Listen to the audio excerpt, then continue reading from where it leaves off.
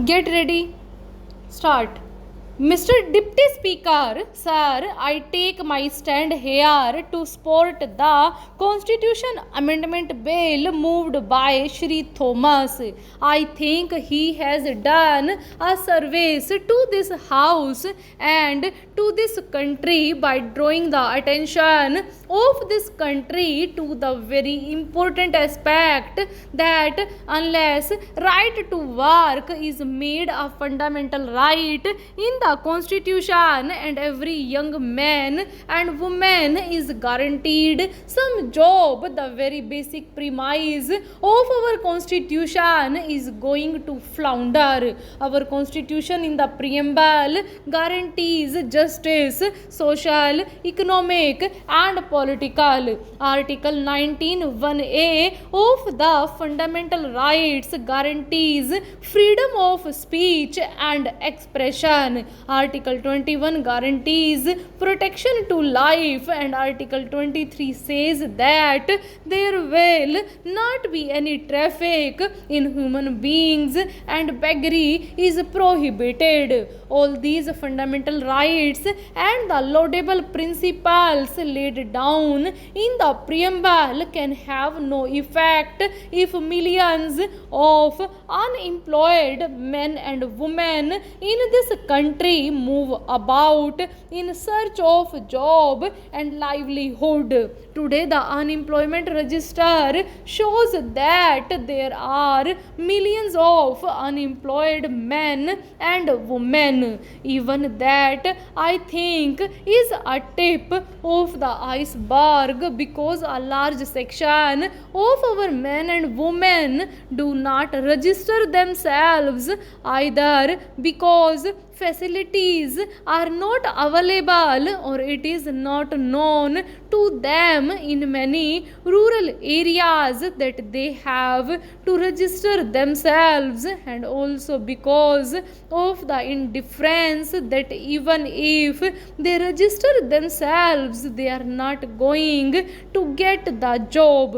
I believe the greatest threat that this country is facing in all its aspects is from these unemployed young people. Every young unemployed man and woman in my view is a potential bomb. We talk of very high principles of democratic ways and of moral values, but what does it mean to a young man if he cannot sustain himself by 2 square meals a day, if we talk to him that he has to maintain certain values in life, because after all one cannot maintain values with an empty stomach.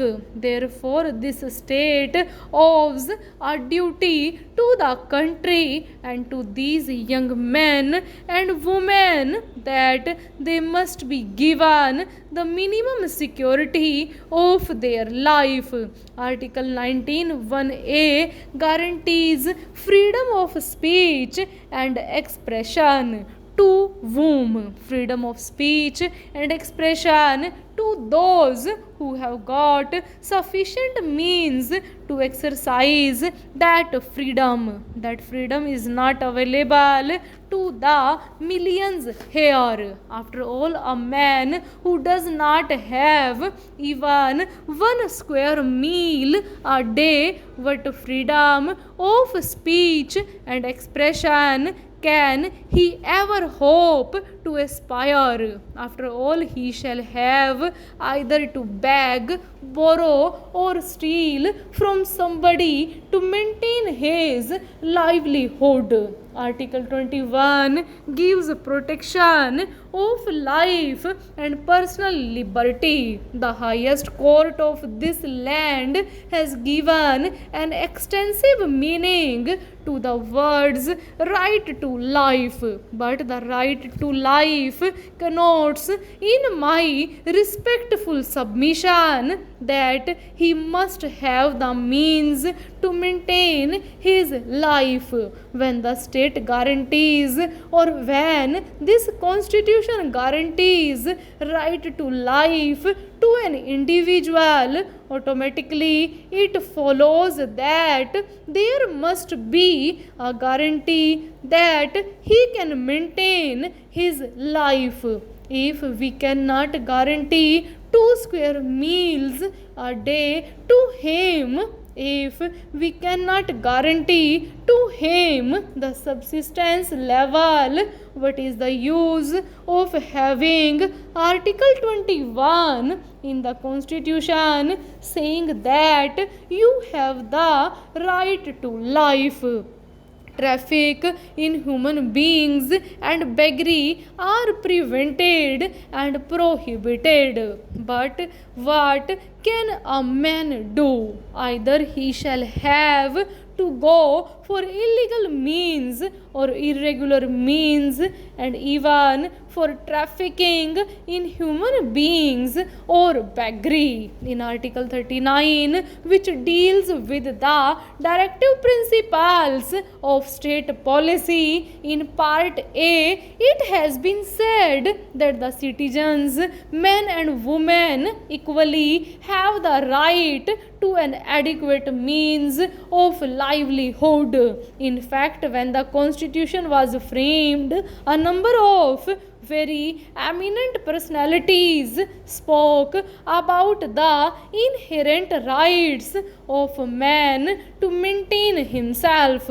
At that time, it was thought that to make this right justiciable, to give a justiciable right would probably be a tremendous burden on the state, and the framers of the Constitution at that point of time decided not to introduce it in the fundamental rights. But we know this has been said not only from this side of the house but also from the other side of the house. Mr. Bhardwaj has on a number of occasions said that the directive principles are the conscience of the Constitution. In fact, one can find the real fragrance of the Constitution not in the fundamental rights but in the directive principles. This house and the other house on a number of occasions had to go in for constitutional amendments to give primacy to directive principles over fundamental rights.